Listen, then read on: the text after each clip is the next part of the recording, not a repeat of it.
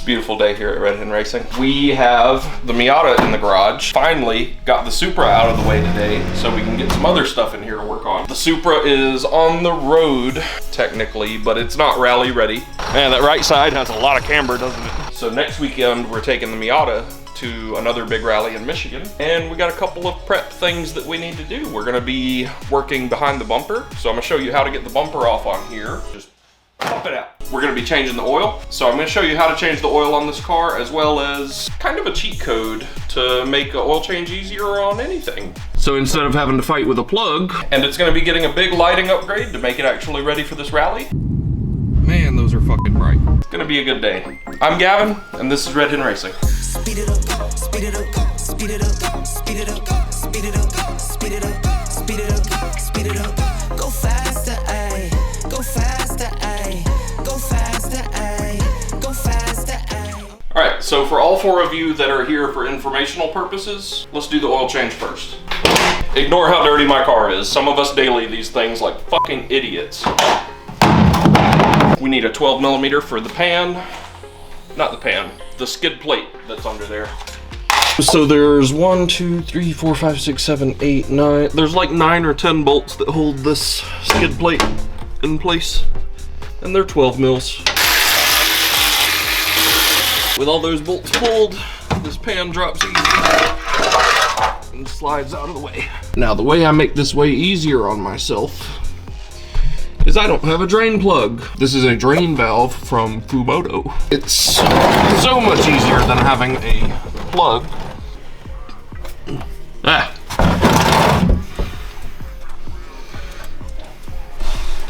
So instead of having to fight with a plug, it's as simple as opening that valve. And I love this thing. It's pretty great. I know removing a drain plug isn't a big deal, but anything that makes little things easier is nice. I also have to change my oil a lot because I drive like 1,000 miles a week for work. So I'm changing my oil every, 10 to 15 weeks, right? So let that drain out and then get this oil filter off. And then everything else is just the opposite, putting it back. Like and subscribe for more tips and tricks. Skid plate's back on, so all of it's buttoned up down bottom. We just gotta top it back off before we start it. And we're not gonna forget to do that. So, now we can pull the bumper off. If you're doing something like the Carbon Miata grill or something where you need to remove your front bumper, it's nothing to be afraid of at all. Super easy. Take a look. Up top, all we've got is these 4 clips. Those pop right out with a flathead, and also 2 Phillips head screws. And that's it. And then we go to the bottom side. So pull those real quick. Even with cautious fingies, you're pretty likely to break some of these clips. But luckily, you can get like a fucking 3,000 pack of them on Amazon for like 20 bucks. Highly recommend for every shop. Go ahead and just get a big pack of these fucking clips. And then on the bottom side is gonna be more screws and more clips, I think. So under here, you're gonna have a couple of regular clips, just like the ones up top, as well as some Phillips. There's 8 Phillips and 2 clips, I think. Let's pull them and see if that's accurate.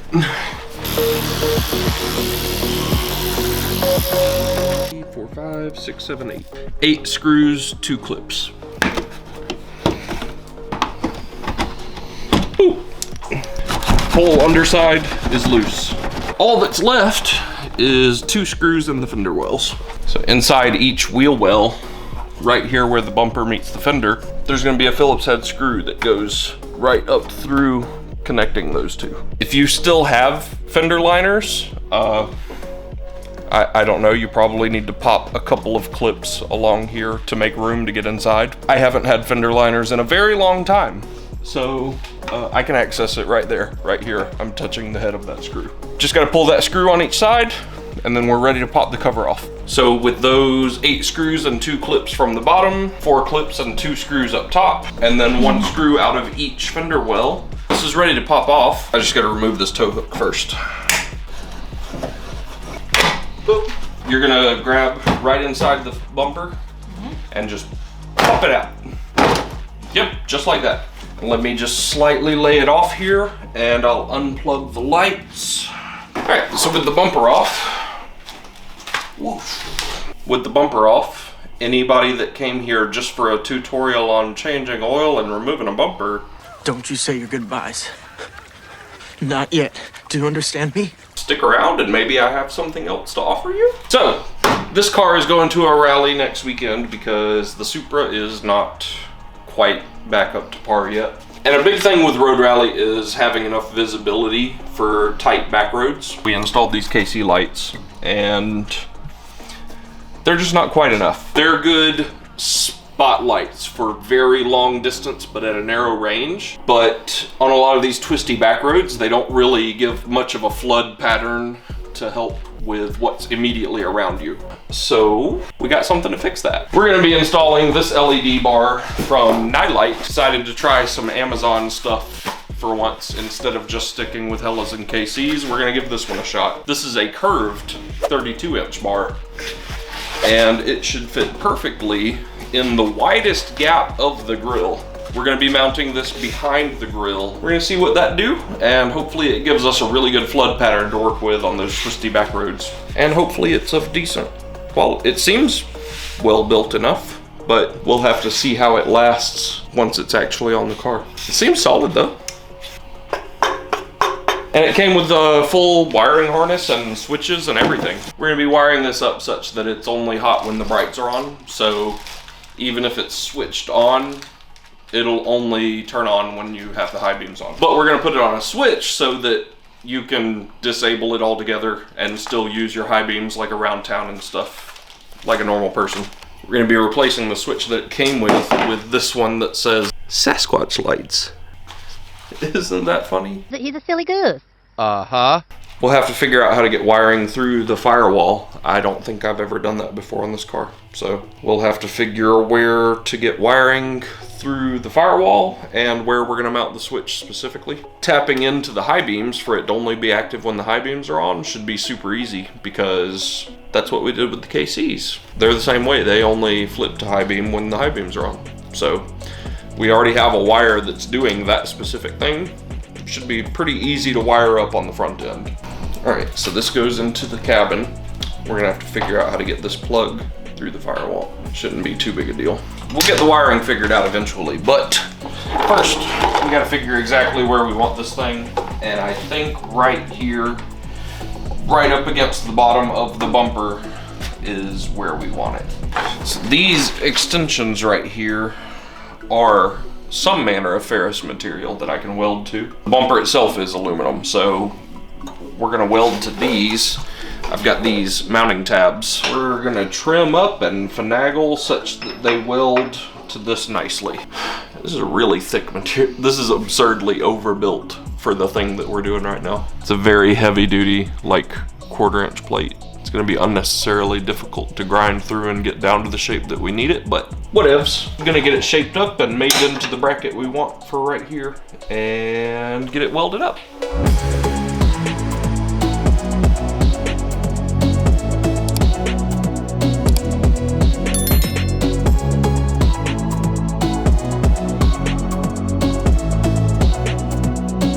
And there we have it. Not the greatest welds anyone ever saw, but I don't weld a lot. That's a shell I'm gonna try to break out of for you guys. I don't want my fear of a certain tool or process to be a thing that holds back anything around here. Sometimes you just gotta fucking send it and see if something funny happens. So I'm gonna start doing that more often for you. Now that those tabs are welded up, I'm gonna throw a good coat of paint on them because this is very front and center to all of the Minnesota road salt. And then the light bar is in place, but we have to refigure what to do with the KC lights because the light bar is in the way of where the KC lights were. But other than that, the wiring should actually be really simple.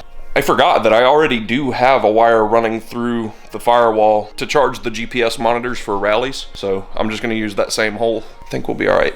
Let's get some paint on this shit.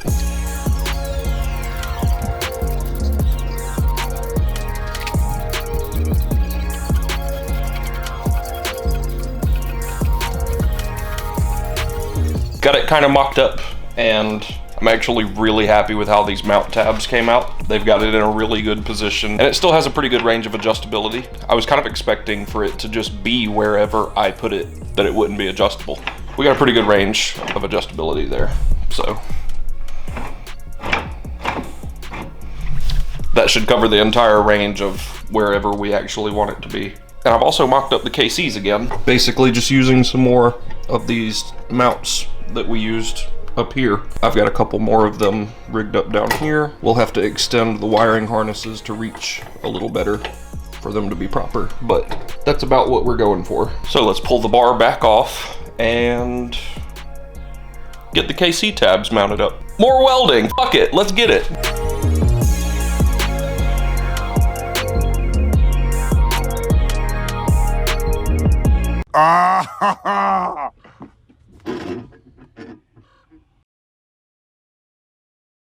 Oh, that's hot.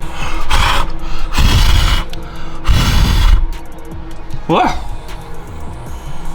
that was close. I don't claim to be a role model. Can't see shit either. I don't think this mask works very well. But the left one is in place. So I'm gonna clean it up a little more and then we'll do the right side.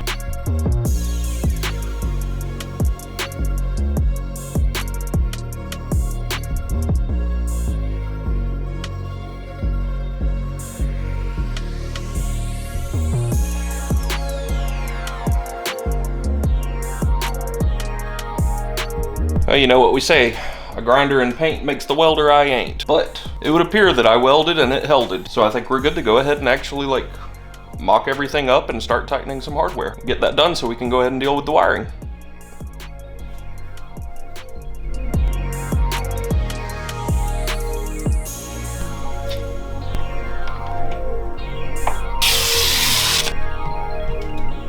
I'm pretty happy with that. I think this whole setup is gonna play really nicely. We still haven't tested this bar, actually. It'd be funny if that's a dud, huh? Fuck, I gotta test it now. For testing purposes, I have these retractable test leads. You just reel them out, clip it onto your thing, clip it onto your other thing. This thing's 30 feet long. It's a good investment for fucking with electrical stuff. Just gonna tap it onto the leads for the LED bar, and then we can just boop it to the battery, and we'll see if this thing works. And when we boop this one to the negative terminal, it should light up. Jesus Christ. Man, it takes a minute for the exposure to level out. It's hard to even look at. Hey, that sumbitch is bright. I'm excited now. That motherfucker is gonna be bright. So now to wire it up the way that I want to so that it's only able to be lit when the brights are on. This is the relay for the KC lights that already have a lead going to the high beam signal. So we're just gonna tap onto that for our signal. And that'll make it so that the switch for the LED bar is only hot when the brights are on. Yeah, I don't claim to be an electrician. I electrician about as good as I weld. So as long as y'all aren't at home doing what I do, you're fine, you're probably fine. Let's wire this fucker up.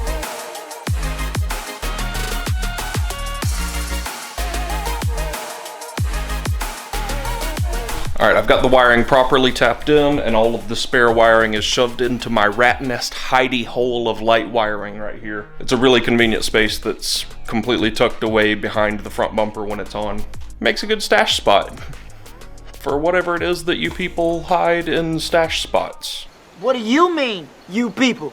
The switch is also routed to the interior. It's not mounted where I want it yet, but it's in there. So the wiring is coming through the firewall and to our switch here.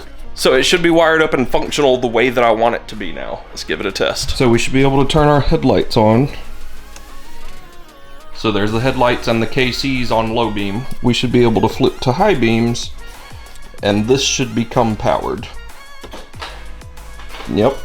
And there's both the headlights and the regular KCs on high beam, as they should be. So with those flipped on high beam and our switch armed, we should be able to flip this and it comes on. Jesus Christ. It works. All those relays click really loud. And with the switch staying on and the bar is powered, you flip the brights off, the LED bar turns off. Flip the brights back on, and with the switch still on, the LED bar comes back on. So it's wired up and it's functioning exactly the way we wanted it to. I'm not gonna put the front bumper back on yet because we still need to aim and adjust all of this once it gets dark. So we're pretty done under here, except for putting oil in it. Don't wanna forget to put oil in it. I left it in the way so that you can't close the hood with the oil jug in the way. All we gotta do is go get our switch mounted where we want it. Let me show you where I wanna put it.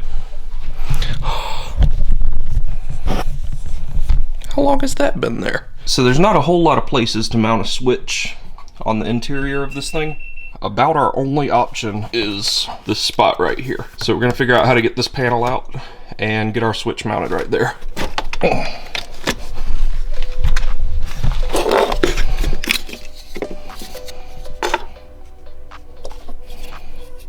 All right, we've encountered a problem. Solvable, but not too stoked about it. My silly Sasquatch lights switch looks like it's just gonna be too big to fit there.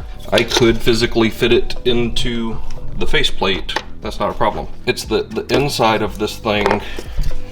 There's a bunch of like electronics and stuff in there, and this switch has to mount like all the way deep. So I'm not gonna be able to use this big dumb switch.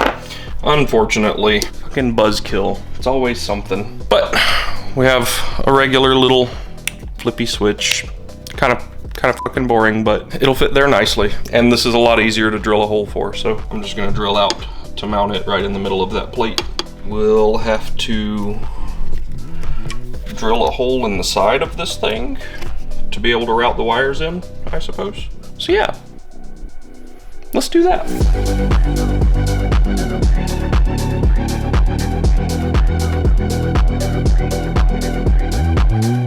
So we got our switch mounted in the faceplate. Got a hole drilled in the side of this housing so that the wires can pass through. Just gotta go pop the spades onto the back of the switch and put it all together, and easy day. All right, there's the wires pulled through. Feed them through the side of our housing here. Now just connect them to our switch. Just gotta spade them up, and then all of this just pops back together.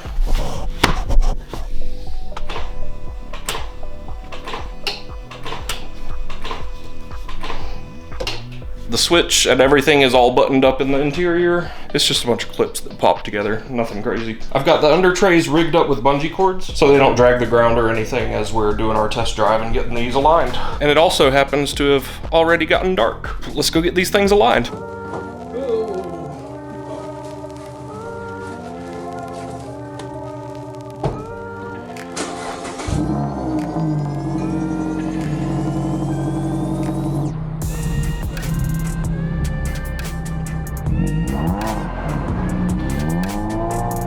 All right, let's see what we got out here. You can tell when I hit the high beams.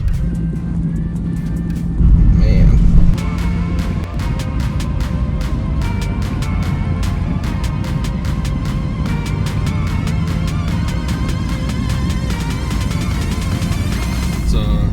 That's a huge difference.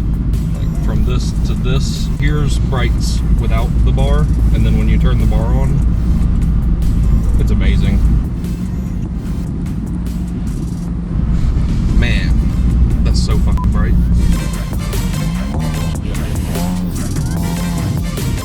Oh, another sharp turn on the ice. I hope I don't slide.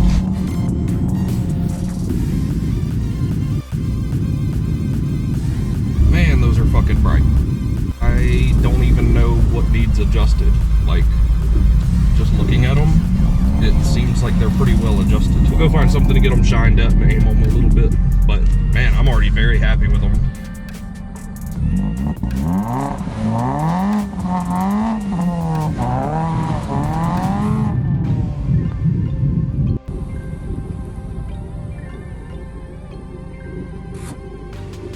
1 hour later. Fucking cold.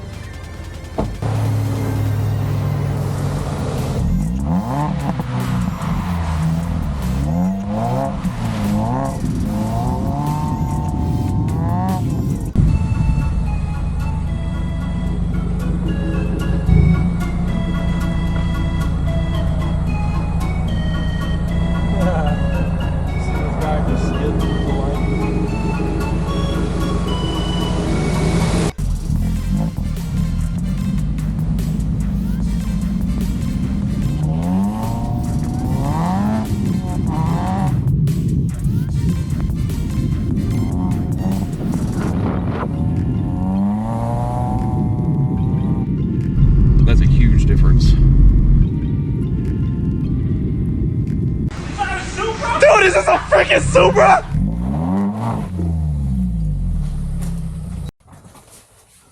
Woo-wee. Hey, did you see how bad those roads are out there? Some people drive like assholes when it gets like this. I love this car. So now that all our lights are good, squared away, I'm writing that project off as done. I'm not ready to put the front bumper back on though, because it occurred to me that we should address another problem while we're in here. Time to change headlight fluid, so we'll go ahead and pop our drain. They could have put this drain plug in an easier place. Yeah, you can see the level was a little bit low, so we'll get it refreshed and topped back off again. We left this fan running all night with the plug pulled on the bottom of the headlight. There's like an O-ring plug for some wires to run up into the bottom, and it seemed to work as a good drain plug, so we just left that open and left the fan running all night. And it seems to be pretty dry now. I'm gonna plug it back up and then let's look at where the water's getting in. So you can see the back of the housing here is very holy. That section got rubbed into really hard pretty early on in the autocross season. I was running a very low ride height, and we also accidentally ran an event with a sway bar disconnected because these 3-piece sway bars have a lot of failure points. How has this happened? Fucking 3-piece sway bars, man. And one of our end links came undone and I didn't notice for a while. So the car was leaning really hard with a tire that was closer than it should have been, and basically just caused a tire to rub a hole in the back of the headlight housing. We're gonna slap some silicone or something on there and get it sealed back up. Hopefully that'll make this thing last a little while longer. This headlight has already started having a delay when you go to turn them on. Instead of a quick and easy death, we can make it just have a really prolonged suffering, and it'll stay functional for us for quite some time. I just want to die! We all want to die! We're going to force it into existence for selfish reasons. Let's see what we've got to seal it up with. Choose your character. That's not the move. Between JB Weld Ultra Gray Gasket Maker and Red RTV Gasket Maker, you know the red is the best flavor. That's what we're gonna go with.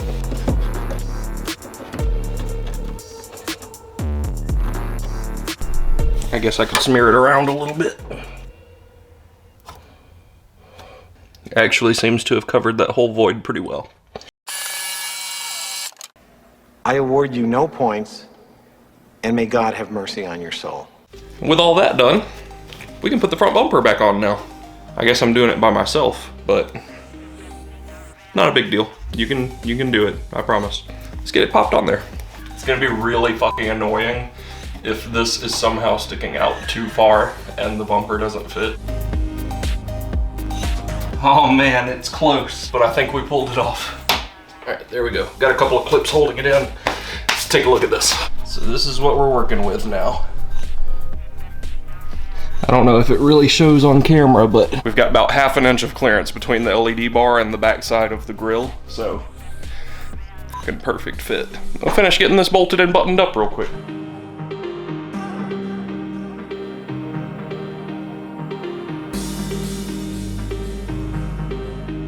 346 minutes later.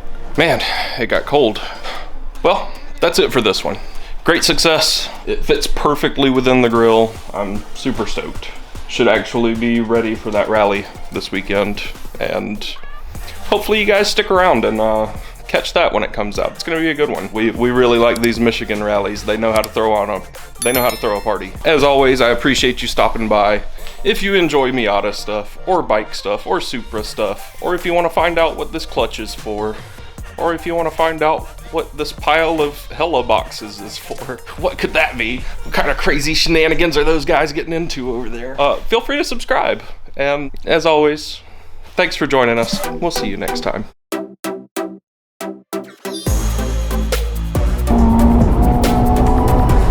We out here doing hella gang shit.